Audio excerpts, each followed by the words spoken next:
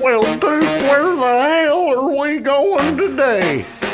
We're gonna go to Pinchabalio's record ranch.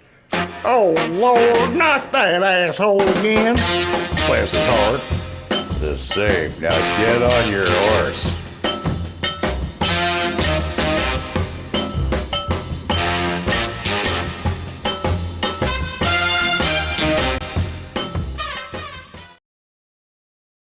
Okay. Well, good morning, sir. How you doing today?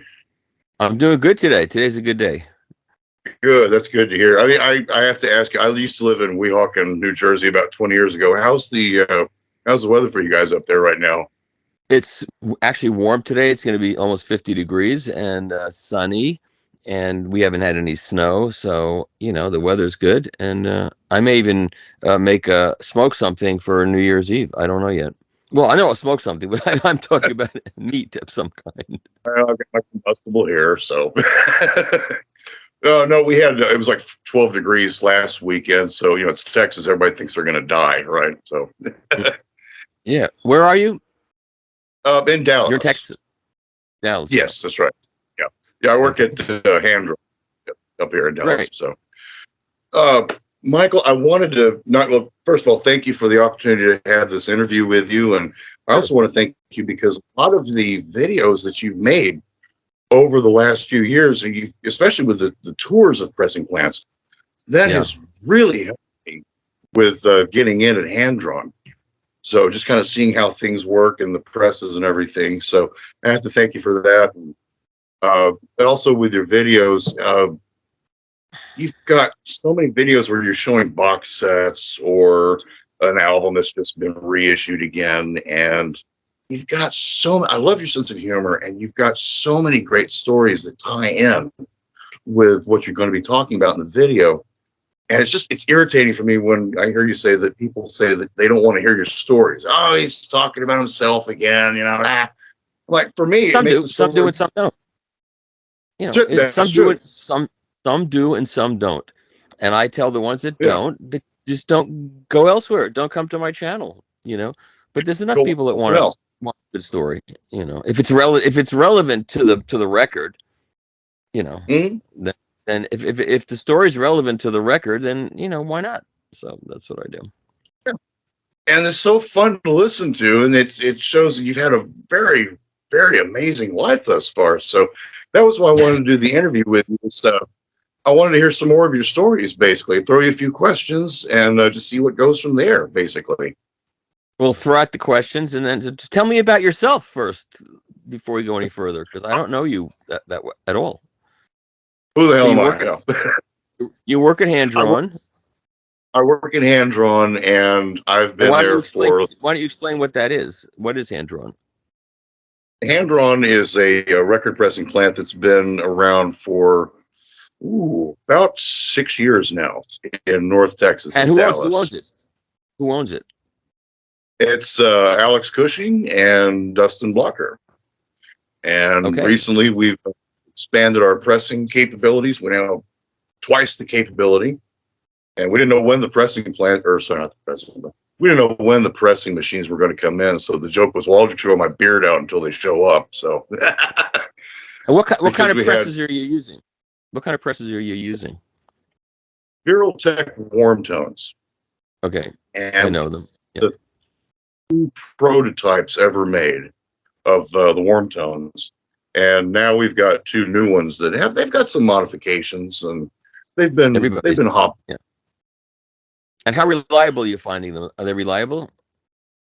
I think so. As a matter of fact, I had some time in August of this year. I wanted to see if maybe I could take a road trip up to QRP and see their SMs, see all that stuff in action, and didn't get the chance. It fell through, so there'll be another time. Yeah, but that's me. I come from a manufacturing, years of machine operator stuff. The last 5 years. When I was in New York, it was all white collar, bottom of the barrel corporate stuff, and I was like, I like getting my hands dirty, so I switched over to blue collar. Running on. So But let's see. That's pretty much about it. I've been, it's been close to 2 years, and I love it. A lot of fun. And Did you we see? are. Did you see the story in the Billboard yesterday that 2.2 million or 22 million records, I forget the exact number, were sold last week, and it said a new record for vinyl records sold in 1 week since 1991. It's the biggest number of sales. Did you see that? Really? No, as a matter of fact, Yeah. it got shared on our little message board at work, but no, I haven't actually read the article yet. Yeah, so much for the vinyl bubble bursting, I mean, it's not bursting. Okay, so let's get to it. Ask me some questions. Sure. Well, let's see, just to get things going here. Are you where were you born exactly? Was it Jersey or was it in? No, I grew up in New York, in Long Island and Queens, which the people on the East Coast of Long Island say Queens is not part of Long Island, but Queens is part of Long Island and Brooklyn is part of Long Island. Sorry, but they're not considered that. Nassau and Suffolk is considered Long Island, but that's where I was born and that's where I grew up. When I first moved to New York, I actually lived in Bensonhurst, Brooklyn for a couple of months before moving out to Weehawken. So, yeah, you got to pass through that in Queens just to get to Long Island. So, or to get in further into Long Island. Growing up, was there anybody in your family that was musical? I mean, parents that just love music. Did anybody play an instrument or anything like that? Or nobody played an instrument. We had a piano in the house. We all took lessons, and well, I took a lot of lessons. The first thing I took were accordion lessons, and you know what? That would have been kind of cool if I'd stuck with that, but that didn't work. Then I took no, actually, first I took trumpet lessons, and then my front teeth fell out, and because I was a kid, and it was impossible to keep the thing where it belongs. So then I went to an accordion, and why I did that, I don't know. Maybe because Lawrence Welk was influencing me. I don't know. And then I gave that up. Yeah. And then I took piano. I just was not that musical. I mean, I can play guitar okay, and I played guitar on stage before. I'm a chord strummer. I'm not a a soloist, but I'm not a great musician, but I can sing pretty well actually. But there was always music in the house. My father was a big Louis Armstrong fan, and my mother listened to classical music all day, so it was always around. And I was always into sound. When I was a little kid, my parents would trot me downstairs when they had company over, before I could learn how to read, when I was like 3 years old, and they would bring out all the 78s, because that's how old I am, and they would ask me to play Arthur Godfrey, and I'd know which was which, even though I couldn't read the 78s, because I knew the scratches on the label. I knew the labels by what they were without being able to read them. And they made a big deal out of that. And then they complained later that I became a vinyl fetishist and fanatic. They prepped me for that a long time ago. So yeah, I grew up watching the labels spin around. So to this day, sitting playing records, watching the labels, that's a good evening. But if I hear the Beatles and I don't see a green apple, no good. It's no good. What was the very first record that you ever got? The first record I ever had was a 78 of the Mills Brothers singing the Glowworm song. Do you know that? Yes, I do. Glow, little glowworm, glimmer. I have it here, actually. I still have it. And my dad had the first 45 I bought was Bobby Darin, Mac the Knife, I think was the first one I bought. And the first album I bought was the Kingston Trio at Large. Oh, that's a good one. I like that one. The record. And now that Bob Dylan said the Kingston Trio were cool, I don't mind saying that. Beforehand, I wouldn't admit to that, the Kingston Trio, because they weren't real folk artists. They were commercial folk musicians, not the same thing. But I liked them. So yeah, it wasn't exactly Pete Seeger's kind of stuff that they did. No, I got to that later on. Being in the suburbs, we didn't get to the communists till later on, because it was not allowed in our neighborhood. Oh, with with let's see, ever get into doo-wop or the early rockabilly or rock and roll Oh, stuff? sure. Or Oh, yeah. Of course, I grew up, in that era in Queens. So we had Murray the K, and we had Alan Freed, and I listened to all those guys.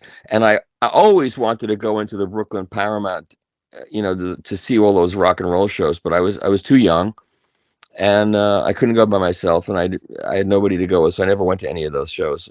But I would hear about them and see them advertised, and I never got to see them. The first concert I ever went to was Joan Baez at Town Hall, and that was early '60s. I guess I was maybe 15 years old, and the second concert I went to was Dave Brubeck at Town Hall, and that was Dave Brubeck with the classic group, the Time Out group. So those are two good shows to start with, and that's where I first saw girls with who didn't shave their armpits or their legs, and that was scary. Because I didn't know what that was. Yeah, I'll never forget that. And I smelled patchouli oil for it was like a whole different culture that I never saw in Queens. Never saw that in Queens. But, it's something outside of working class Queens. yeah, well, I didn't live that far from he who was former president, whose name I won't use, but I used to pass his house on the way to high school because I went to Jamaica High School. Oh, yeah. With we're kind of the time period we're talking about is kind of early, like late '50s. So that's roughly about the time period that we have the beginnings of hi-fi and stereo. So Yes, that tails into a lot of what you talk and write about. So at that point in your life, were you curious about that then, or was it just not on the radar? it just so happens that my father had an office in downtown Manhattan on Broadway, and we used to walk on Cortlandt Street. Cortlandt Street is where the whole hi-fi industry in America got started, actually. After World War II, it became the center of the Army surplus area. So after the war, there was all this Army surplus capacitors and resistors and transformers and all the stuff left over from the war. And most of the manufacturers of, whether it's Saul Marantz or Avery Fisher, all those guys, they started by going down to that area and buying parts to build their experiments. And that's where all the hi-fi stores were. That's where Harvey's and Leonard's and Rabson's, and I mean, every store was a hi-fi store. And so we would walk down there, and the store, you'd look in the store windows, and it was all filled with, Macintosh and Marantz and Harman Kardon, and all the great classic stuff was in the window. And so I saw that stuff, and I wanted that stuff. And I started reading the hi-fi magazines when I was about 12, and that's how I got into it. And then I lobbied for my father to buy something, and he did. He bought a Garage Type A turntable, and he bought a Bogan receiver, not the highest quality, but it was okay, and some Jensen UNAX speakers that the guy that he bought it from stuck in a little box. So it didn't produce any bass, but it still sounded really good compared to what I had before, which was a mono little nothing. So that's how I got into it. And then, back in those days, you didn't hear bass.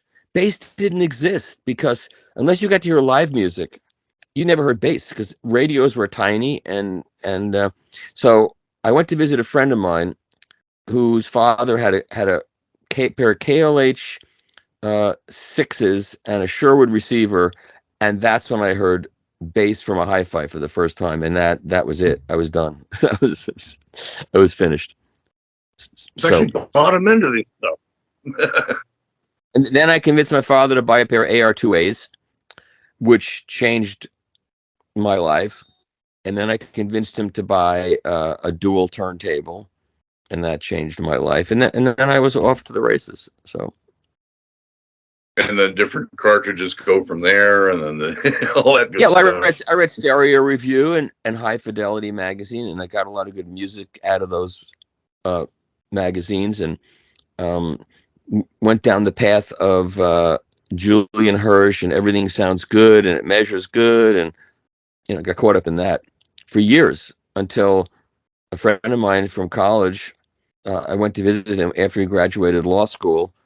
He moved to New York, and I went down to visit him, and I walked into his apartment, and he had a pair of speakers that looked like room dividers. And I never heard of this. I never heard of Magnapan. I never heard of Audio Research. I never heard of these companies, even though I thought of myself as an audio enthusiast. And I played David Bowie's "The Man Who Sold the World" on his system, and then he showed me the absolute sound, and then I realized I had been totally punked by these mainstream magazines who never mentioned any of these brands, that never talked about how things really sounded. They just talked about how things measured. And I realized I had gone down the wrong path, and this quickly straightened me out and ruined my life. Well, it didn't ruin my life, but it changed my life. So made it better. It opened up the candy store. Yes, it did. And I'm still there. So. Well, one thing that you talk about a lot in your videos is there's a lot of jazz music. Of course, that's also a lot of jazz albums are being reissued, prolifically these days now. When I'm kind of the big band swing type, so a lot of the stuff that's being reissued, it's kind of I'm learning it for the first time. Listening to it. When did you start getting into leaving rock and roll and getting into jazz? Okay, that's easy because I was into rock and roll from Elvis and Buddy Holly and all that stuff, and the Beach Boys in the early '60s, and then all of a sudden it was Fabian and Frankie Avalon and all this stuff, and I said, you know what? I've outgrown rock and roll. I didn't realize what was really going on, but I said I've obviously outgrown rock and roll. So my parents were in the Lower East Side visiting my grandparents, and there was a record store on Delancey Street, and I walked into this record store, and it seemed like a really hip kind of record store, and I said to the guy, I want to get into jazz, because there were no records. There was only one record store where I grew up that I could walk to, and it was really a music store where they sold instruments and they gave lessons, and they had a small record section. That's where I found Mac the Knife and the Kingston Trio, but it wasn't real. It was a lowbrow store. And so I went into this store on the Lower East Side, and I said, I want to get into jazz. What do you recommend? And he gave me a copy of John Coltrane's My Favorite Things. And he said, take this record and listen to it. And you know the song My Favorite Things from The Sound of Music? I said, yeah, I know that. He said, so listen to this song, and you'll hear at the beginning, you'll hear this saxophonist play the theme that My Favorite Thing. Da, da, da, da, da, da. And then he's going to go off into the wild, into space, and you won't know what's going on, and you'll start feeling uncomfortable and uneasy because you'll be like, you won't know where you are, and just hang with it, and then eventually he'll come back to the melody and you'll feel comfortable again. Just keep listening to it. He said, if you listen to it a lot, after a while, it'll all make sense to you, and you'll follow him on this path that he's on, and you'll hear what he's doing with the melody, and he's transposing the melody and doing all these things with it, but you'll understand it. And then eventually you'll get it, and you'll get what jazz improvisation is basically about. It was the greatest advice anybody could give me, because for the first time I played that record, it scared the hell out of me. I didn't understand what was going on, and I thought he was playing a clarinet, but it was it was an alto. It was a soprano, a saxophone that I'd never heard of, and that record got me into jazz. So wow. And then the next record I bought. So go ahead. Next record I bought, I used to go to the bus station in Jamaica on Sutphin Boulevard, and there was a record store there, and that store was full of good jazz records. And I said to the guy, I heard about this guy Thelonious Monk. I like his name. What can you recommend to me? And he gave me Crisscross, the album on Columbia. And by that time, Monk had passed his prime, and all the great records were on Riverside that I didn't know. But I bought this Crisscross record, and I absolutely loved it. The first time I played it, I loved it. And then I went to college, and when I got to college, Riverside Records was going out of business. And so the campus store at Cornell had the whole Riverside catalog for $1.98.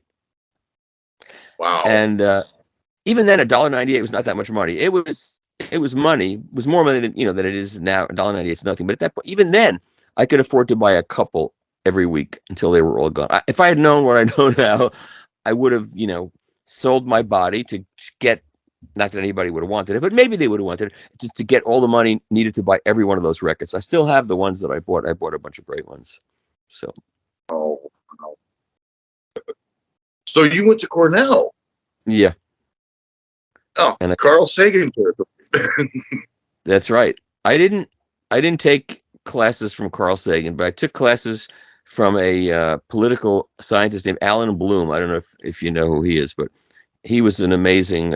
He was like a rock star of political science. Chain smoking during the whole thing, and you'd love him, and you'd want to get into his class, which I did, and he was, it was great. I have a lot of good memories from there, and some bad ones, But I went to be a veterinarian. I went to the pre-vet in the agriculture school, but that didn't work out for me because organic chemistry was just beyond my capabilities. So I switched to the industrial and labor relations school and got my degree in industrial and labor relations. Then I went to law school for a couple of years. And that, what made you change your mind about being a lawyer? Law school. Or studying law? Law school. I did a year. I did a year and a half, and so, the first year I really enjoyed it because it was all theory and it was all learning how to organize your mind and learning how to look at a situation and distill down the issues that had to be dealt with. And that I use that to this day. Everything I learned in that I use to this day. But at the same time, I got a job in a record store, of course, after hours in Cambridge. And the record store had a hi-fi store on one side selling all the exotic gear. But I never went upstairs. I was too intimidated.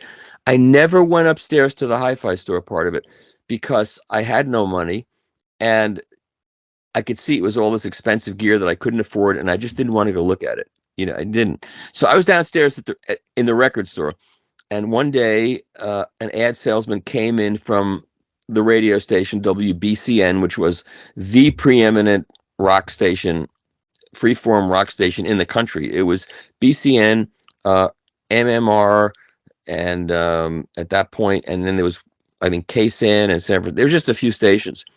And that was the station to listen to. It was like the cultural center of Boston for young people at that point. And he said, we want to sell you ads. You can advertise your store on the radio station. And he said, well, I don't have an ad agency and I don't have the infrastructure to do that. So he said, well, we'll produce the ads for you. So I walked over and I said, you don't want them to produce the ads. First of all, they're a hippie station. They don't like advertising. They only do ads because they have to, and the ads will be really boring. And let me do your ads. So he said, well, how do you know how to do ads? I said, well, I was on the radio in college, and so I'll produce ads that people will remember.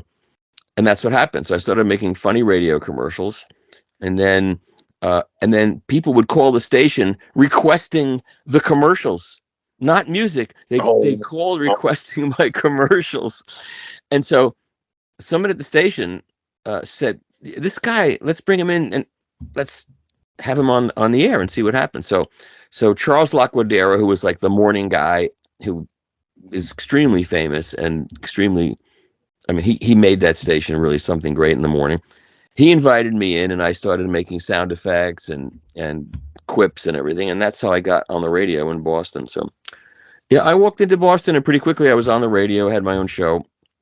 And only in retrospect do I realize how insane it was, what I did, walking into a big city like that. And within 6 or 8 months, my name was established. I mean, it was, but I didn't realize the significance of it when I was there during it. I was pretty stupid in some ways. And then I started making radio commercials for other people, and that got me onto the radio. And then I quit law school because this was too much fun being on the radio. Do any of those recordings still exist anywhere? Or? Yes, I've got them all, and I did a comedy album that's full of them, which I have here. I should have brought it out to show it to you. And even to this day, I get emails from people. Are you the Michael Fremer who was on WBCN, and you once did a radio commercial about so and so, and it was so funny. You wouldn't have a copy of that, would you? And I did. So I would send them MP3s of these commercials. I get that to this, which is pretty cool because it was a long time ago. It was 1970s, mid 70s, you know, and they remember it. So, but there's one video you posted where you're being interviewed. You do a couple stand-up routines on the other channel on YouTube, where you're doing you're telling the story of Saturday Night Fever, and you're doing all the voices and characters. And yeah, that was Emerson College. I was a guest on Emerson College Radio, and what's really funny about that is there's a fellow named Joe Cali. I don't know if you know him, but he's involved in the high-end audio industry, and his wife is Lori Lieberman. I don't know if you know her, but she's a very talented singer, and she just came out with a new record, and she's the first one that sang "Killing Me Softly" with his song, and she was involved in the creation of that song by Gimbel and Fox. A whole long story, but anyway, it turns out Joe Cali was Joey in Saturday Night Fever in the movie. Oh no! So when I found that out, I sent them that video that you saw, and they absolutely cracked up. They just he said that you nailed it, man. You nailed it. So yeah, I did the whole movie in like 5 minutes. So yeah, that was fun. Oh man, those are fun days. Oh yeah, that was hilarious. There's another video that you did. I think it was an MTV audition where you're holding up a CD and you're saying, "This is the greatest mass deception since the election of Ronald Reagan." Right here, this is it. And yes, and I did. I made a video kind of parodying that. I'm at work and I'm looking down at a table and there's a CD. Oh, they were running out the door. And you know, what do you do in a case like that? Just calm down. Don't worry. Don't alert your coworkers. And at the very end, if all else fails, get Michael Fremer to help. So you see my hand pounding the CD. You're the greatest mass deception since Ronald. You know, CDs. Look, I have thousands and thousands of CDs, and I listen to them. I don't think they sound great. Even the new one, you know, like Neil Young puts out his new records, and you get a CD with the record. Mm-hmm. And so, you know, they took care of the mastering of the record. You play the record versus the CD. It's still ridiculous. I'm sorry, it just doesn't. There's something about it that's annoying. Streaming is better. High-res streaming sounds much better to me. But, you know, in those days when CDs first came out and I started saying they don't sound good and I started going on my campaign, the resistance was really strong. I mean, I'd go to the Consumer Electronics Show and I was like, oh, Fremer's coming, watch out, you know. He's this Luddite who still listens to records. I mean, that's what went on. It was tough going. So, I mean, the change from vinyl to CDs, as soon as the CD reared its head, I mean, that was it, correct? For the industry? Well, someone's going to have to write the book about that because at first the record companies were not in on it. A few did, but a lot of the record companies, they were built for the vinyl industry, and this was a sea change for them, and it was difficult. Once they saw that it was going to catch on and that people wanted it, and then the technology was certainly more up to date. Once they realized that you can press these things in a clean room pretty easily and sell them, and they're uniformly good, there's no returns for warps and for pops and ticks, they bought into it, and they realized they could charge a lot more money for it, even though it didn't cost it cost less to make really once it caught on. So yeah, it's a combination of things, and the stores bought into it pretty quickly. And then, you know, when it first came out, the discs were like these little things, and they were being stolen. People were stealing the discs. So then they came out with the long box. You remember the long box? It was a long, tall box that you couldn't steal so easily. The whole thing was ridiculous, and they were sold on these trays. I mean, thumbing through records in a store is just so much fun. And these things were like laid out like a Tower Records on these long trays, and it lost every bit of. It just was it was no good. I didn't like it at all. To me, music, you know, to be listening to music is on a record. The length is perfect. 20 minutes is about the human span, attention span, 20 minutes, 22 minutes, that's about it. Then you get up, you turn it over, and 22 more minutes. To sit there for an hour, for some reason it doesn't compute, except for classical music where it does compute. That's my take. But even then, I mean, even with classical music, I mean, there's, the first movement, the second movement, that'll be on side one. And, so you still have, there's that reasonable break where you get to get. So. That's right.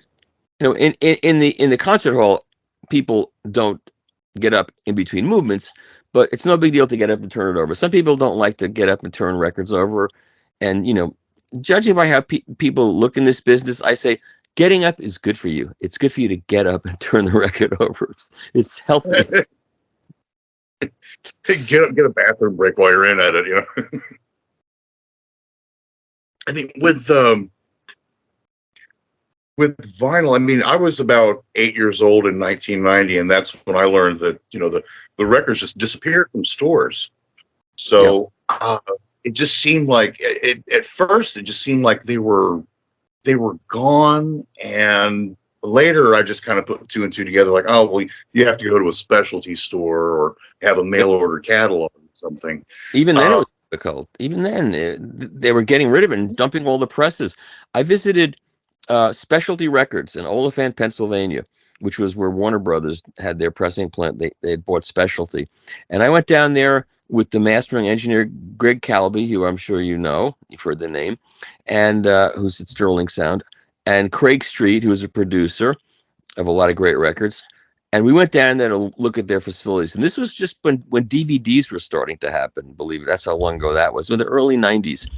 And he showed, the manager of the plant showed, he said, this is our CD manufacturing facility here, and this is our record pressing plant here, and we're going to get rid of all these presses very shortly, and we're going to replace it with DVD production.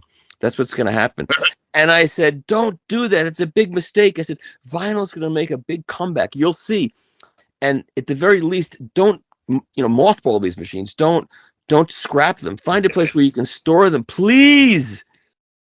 And they didn't listen. And so they got rid of all the presses. They scrapped them, which is just such a tragedy. And they brought in the DVD pressing. And of course, how long did that last? Not that many years. And then the DVD was gone. And then it was Blu-ray. And now that's almost really gone. It's a specialty thing because people are streaming everything. But what remains? Records, vinyl. I told them, but they didn't listen. They thought I was crazy. Well, I probably am crazy, but I was right. Everything I predicted was right. Well, I mean, I'm glad you told him. I was the goofy kid in high school where if his friend said, oh, I've never heard that before. Oh, well, give me a blank tape. I'll copy it for you. Then the next day they're listening to the tape. What's that noise in the back? Oh, I copied it off a record. I need to clean it. What's wrong with you? Why don't you get the CD? Like, well, this sounds better. And this is cheaper, too. Yeah. I was on an airplane a couple of weeks ago. I sat next to this guy and we were talking, and at some point he said, what do you do? And I told him, he said, you know what? He said, I was into vinyl when CDs came out, and I bought a CD player and I bought a bunch of CDs, and my friends and I sat down and we played them, and we said, this doesn't sound any good. What's up with this? And I said, it's too bad there weren't more of you, and we could have saved vinyl back then instead of what we had to go through to bring it back. Yeah, the CDs for me, they sound okay, but then when you start comparing them, they're just too sterile. Sterile. Yeah, that's the best way of putting it. It's just. Well, you like distortion. You like distortion. No, I don't like distortion. Yeah. It sounds more like real music. It does. It does. Much more life to it. But you were talking about the pressing plants and things. I wanted your take on this as well, because as a record press tech, one thing that really irritates me with the downfall of vinyl, beginning in the 80s and the 90s and the plant shutting down and everything, and the machines kind of go into the scrapyard, is along with that, all of the knowledge and the expertise and the tips and the tricks, that went away too.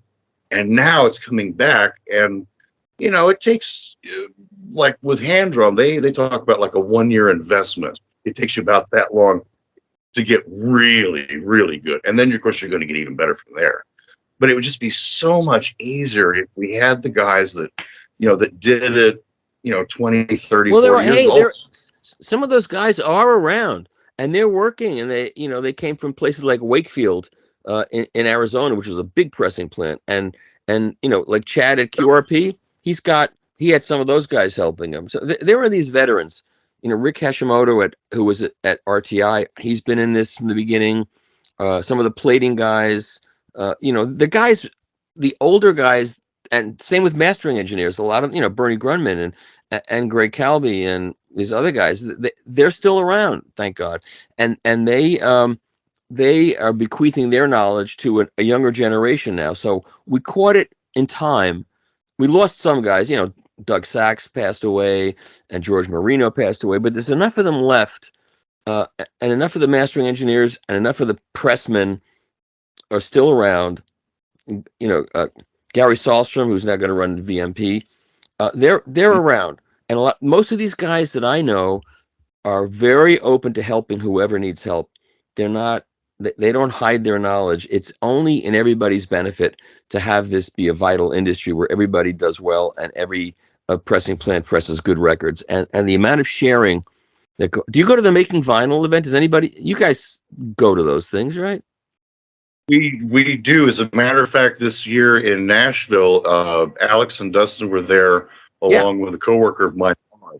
He's got a kind of like a little skinny mohawk, and I think he was on a panel with some other people. With me, I think he was on my panel. I think he was on one of my panels. I ran a bunch of panels there, so I think that's where he's got a beard.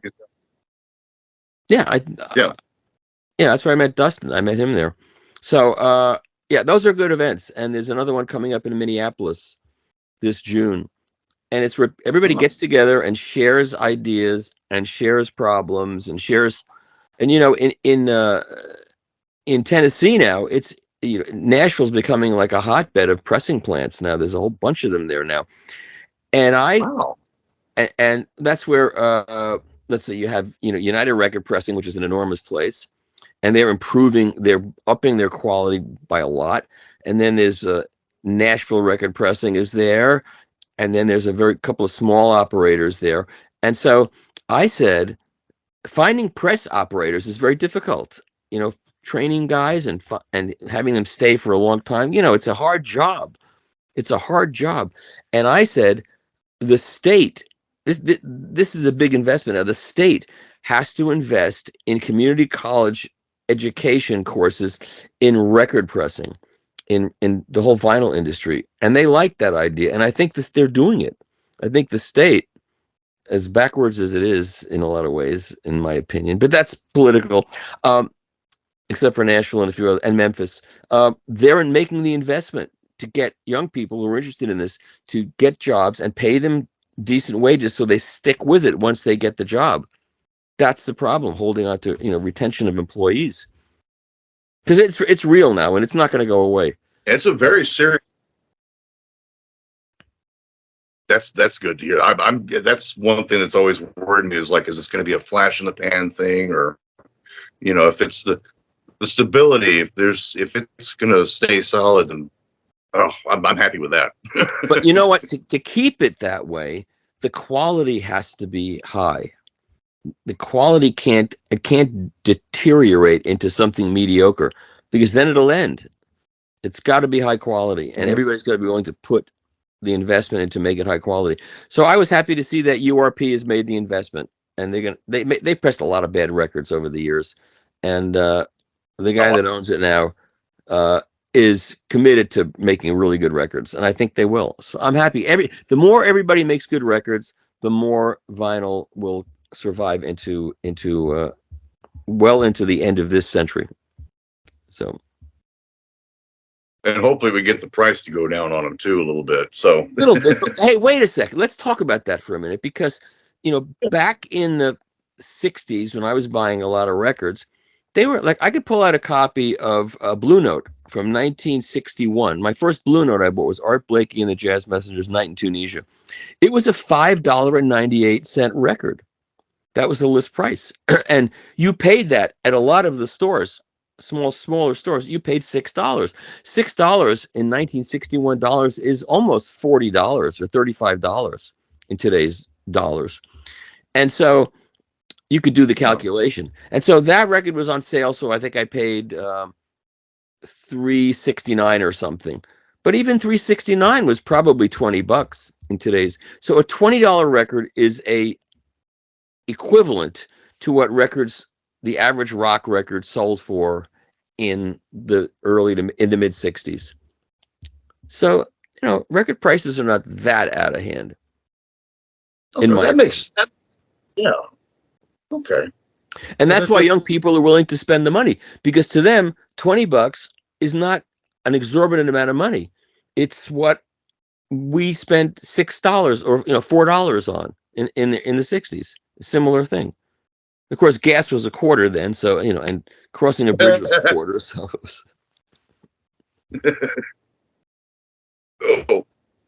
One question I did have to ask you, since it's a favorite film of mine. It came out 82, is Tron. How did you get involved with Tron? I'm so curious about that. Okay, so I was in Boston doing my radio show, and there were a couple of guys who had a studio called Lisberger Studios, and they had gotten a contract with NBC to produce 2 specials for the 1980 Olympics. So a half-an-hour cartoon on the Winter Olympics, an hour cartoon on the Summer Olympics, and that was called Animal Olympics. And they had started storyboarding it, and they had heard all my voices, and they liked them, so they called me, and they invited me to come to their studio, and they said, so we need to have this movie written, and we need voices, we need we need the characters named. So how would you like to get involved in it? I said, okay. So I named all the characters, and then I wrote dialogue. I wrote the movie. I said essentially they had a few sketches of characters and ideas. I named most of the characters. They loved the names of the characters. Like there was a Russian hippopotamus or elephant that was like doing acrobatics, and I named her Ludmila Stepanyatova. So names like the funny name. So they liked all the names, and then I did the whole storyboard and wrote the dialogue, and then I did all the characters, and I played the male and female leads. I was very ahead of my time, and in the transgendered world, and they said to me, "You want to move to LA and work on the movie?" And I said, "Yeah." So I left my girlfriend, which was very traumatic, and I moved to LA. And the movie's called Animal Olympics, and the voices are Gilda Radner, Billy Crystal, Harry Shearer, and me. Uh-huh. Now they've all drifted off into obscurity, and I'm a big star. No, but you can watch that movie. And I hired Graham Gouldman to do the music from 10cc, so he did the music, and it became a feature film overseas. And it was mixed. We mixed it in surround sound in 1979, even though it was going to be shown on television in America, and nobody had stereo television at that point in America. But we mixed it in surround sound, and it was shown overseas as a feature film. So those people, the director, Steven Lisberger, did Tron. And because Animal Olympics came out so good, and I edited all the music, and I recorded all the sound effects in stereo, and he said, okay, you can supervise the music to Tron. So that's how I did that. And I got an office on Dopey Drive, which was appropriate for me, and at Disney. And that's how I got involved in that. And that's a whole nother story. Wow. Did you get to meet Wendy? What's that? Did you get to meet Wendy Carlos? I was responsible for hiring her. So I hired her. And I worked with her. I flew back to New York every couple of weeks while she was scoring the movie. And then we flew to England to do that. We recorded in the Royal Albert Hall. We recorded a 102-piece orchestra. See, what happened was, originally, it was going to be a synthesizer score with some orchestral overdubs. That was the original idea. But just reversed. Couldn't work that way because the story kept changing. They kept recutting parts of the movie. The original way we were going to do it was really unique. It was the first time it was ever done. When a reel was finished, it was transferred to video, 3/4-inch U-matic tape, shipped to Wendy, and she started producing the score on a synthesizer, which was the way it was going to be done, which is it never been done. You know, syncing a picture to sound. You know, she had a sync track on her multi-track recorder, and you know, simply time code sync. That had never been done before. That's how we were doing it. But then they said, "Uh-oh, we revised the film, so we got to send you another tape." Okay, so we started at some point about late in January of '82, and the movie was coming out in June. We realized there's no way this is going to happen. So we totally reversed course, and it became an orchestral score. We hired an arranger. She wrote a score for an orchestra. We went to the UK, hired the Royal Albert. We hired a BBC sound crew and recorded at the Royal Albert Hall with a 102-piece orchestra and the organ that was in there. I got great photos of all this. And then she did synthesizer overdubs on top of that. And then we recorded choruses, the chorale parts, at Royce Hall at UCLA. Very complicated production. And it was nominated for an Academy Award for Best Sound. And we lost to E.T., but that was expected. But I'm very proud of that. I'm very proud of that soundtrack, and there was a lot of heartache involved in it. Someday I'll write all about it, but it came out great. And then the record, the first vinyl record that came out was terrible because it was 52 minutes on one record. Sounded terrible. And Wendy did a bunch of CD versions of it, and none of those sounded very good to me because they were on CD, and I didn't like how they sounded. And then Audio Fidelity came to me and said, "Let's do a reissue on vinyl. Would you get involved in that?" I said, "Sure." So I called Wendy, and she hates vinyl. She doesn't like it. Whatever. I said, "I don't want to do it." I said, "Listen, why do you care what format it comes out on? If it reaches a new audience, if it reaches more people, it's good. So do it." She said, "Okay, but you have to use my CD as the master and cut from that." I didn't want to do that, but she forgot. And at this point, I'll say it because it doesn't matter. I don't think she'll find out. But even if she finds out, Wendy, it was done for the best reasons. So she had made for me a 15 IPS copy of the master tape. You know, I had 2 reels of it, 15 IPS, quarter track, really good, and I took really good care of it. I had those 2 tapes, and then I had the songs were done by Journey, and I didn't want to use Journey. I wanted to use the Police, but we had to use Journey because the soundtrack was coming out on Columbia Records, and Walter Yetnikoff insisted we use Journey. I didn't want power ballads. I wanted some jumpy music. So I had to go meet Journey at the height of their success. I mean, I don't know if I had the guts to do what I did. I sat down with the whole band, and I said to them, I said, "Look, I didn't want you guys. I wanted a jumpy reggae-ish kind of thing. I wanted the Police to do this.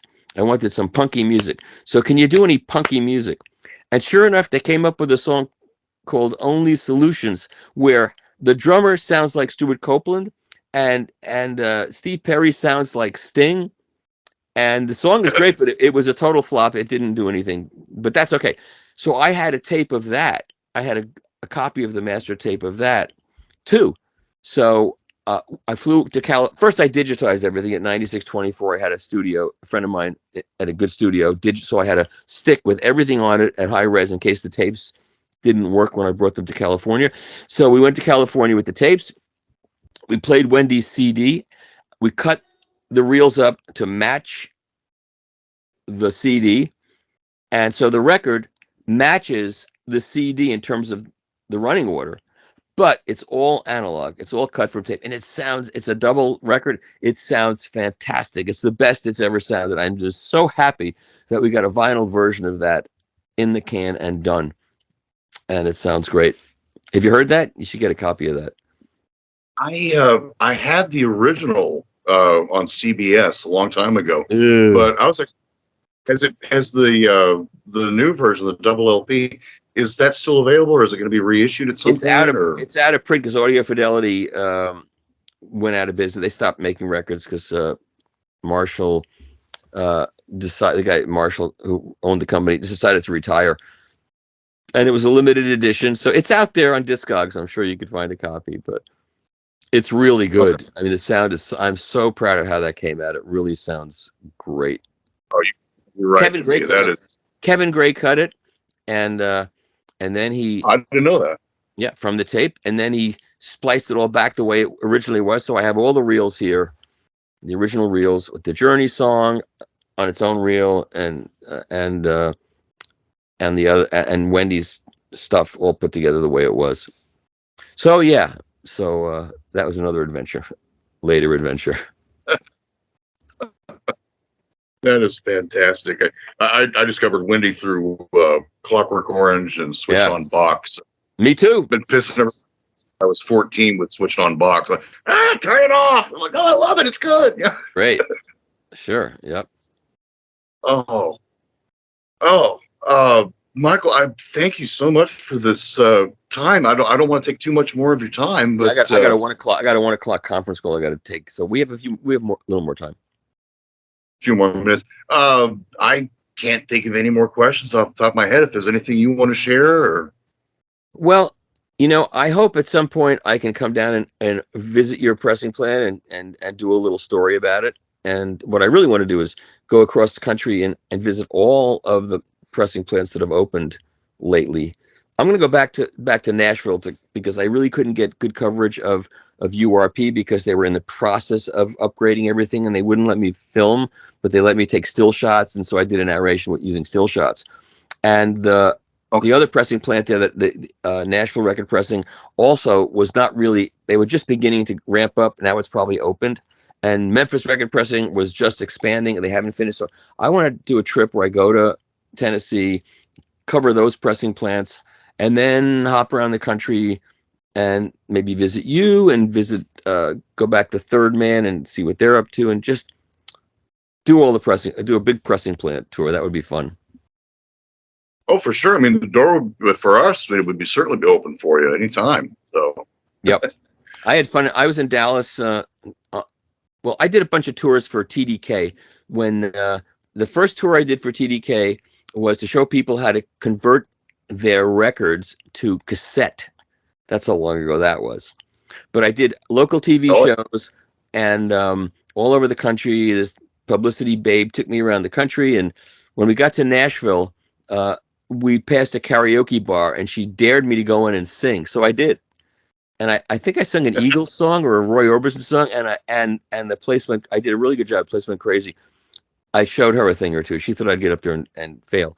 And then I did another tour to show people how to convert their records to CDs, to CDRs later for TDK.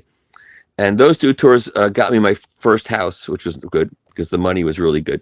And the last part of the tour was on the Today Show. So I was on the Today Show with Bryant Gumbel and Deborah Norville, and I was nervous. And, on all the shows I was on locally, I could say, and when you convert your records to CDR or to cassette, make sure to use a good quality tape like I said, I'm not going to say use TDK. I'm not going to shill for TDK, but I'll say use a high quality brand like TDK. That was okay. And TDK was high quality tape. So I did that. When I got to the Today Show, the producer said, "This is a news show." Because it's totally changed now. You can do whatever you want in any of these shows now. You can promote anything. It's all about promoting products. But then it wasn't. It was a news show. And she said, you cannot hold up a tape. You cannot do any of that. We saw what you did in all these markets, smaller markets. You can't do that. You have to just say, when you do it, use a high quality tape. And the publicity babe said, you have to say, hold up that tape. You better hold up that tape. This is the most important show. And if TDK doesn't see that tape, I'm going to be in trouble. So you have to hold up that tape. So you can imagine. So they brought me into New York. I had a night's sleep at a nice hotel in New York because they wanted me to be in town. And then they brought me into, and I was just sweating bullets. What am I going to do? And if you could find that archived someplace, you'll see I'm sitting there going, I'm just so nervous. I'm tapping my feet, and I'm talking to Brian Gumbel. telling him how great vinyl sounds better, doing all my things. And then it gets to the point. So Michael, when you make your conversions, what's the best way to do it? And I had the tape in my pocket. And it's like, you know, the scene in Animal House where the little angel and devil is on Tom Hulce's shoulders going, do it, don't do it. You know, that whole thing. So I'm sitting there with the tape, and I get so when you do this, Brian, make sure to use a good brand of tape, like TDK. I did it. And there was no fallout. Nobody said anything, but it looked pretty weird. And then when they cut to a break, he said to me, you know, this is fun. You stay on. We'll do another segment with you when we come back. So we did another segment, and I had brought a transfer of Kinda Blue from a really good turntable from an original pressing, and they played it on the air for a couple of, for like 30 seconds of it or so. It was great. It was really good. So that was fun. Oh, wow. And then I was on the Howard Stern show, and I was, this was 2001. Yeah, it was 2001. I was on talking about high definition television that was coming. And Howard Stern was like, high definition, who needs it? We don't need high definition television. What we have is good enough. This is, he's pushing my buttons. And I said, and you know what, Howard? Vinyl is going to make a big comeback. And he just said, you're out of your mind. So, I have that where I said in 2001, I predicted vinyl is going to make a big comeback. And that turned into a whole big shite storm. But anyway. Oh, man. Well, hey, you were right. I was right. You know what? And if I was wrong, I'd be living in dire poverty now. Things worked out really well for me because vinyl made the big comeback that I was hoping it would make. So it's good. Life is good. Thank you again for everything that you've done for helping the cause of that. So one of many. People say you were responsible for saving vinyl. No, I wasn't. A whole bunch of people all over the world were responsible. I was just part of it. I was happy to be part of it, and I have a big mouth, so I made my presence known. But a lot of people were involved in this, so kept the flame alive. Oh, I never would have imagined in a million years that vinyl would come back, or, I just figured I'd be sticking to going to record stores and buying used, going through the bargain stuff. And, I mean, I still do that. But, of course. Here's how you go to Walmart, and here's Zeppelin 2. Wow. Okay. Yeah, and you know what? Despite the fact that we all know that the resurgence of vinyl has created huge prices for used records of the right ones, you can still go to garage sales and estate sales where they don't know, and you can find incredible records for $1 and $2 and get some of the most collectible records for nothing. Jazz records and collectible rock, it's still out there. I have no room for them anymore, so I can't do that. I want other people to have that. I have got more than I'll ever listen to. I'll never be able to listen to all the records that I have. So I'm done. Although if I pass a Goodwill, I'll stop in every once in a while. Yeah. I found a copy of Tommy's The Who, Tommy by The Who for 10 cents one time. Wow, that's good. Was it in good shape?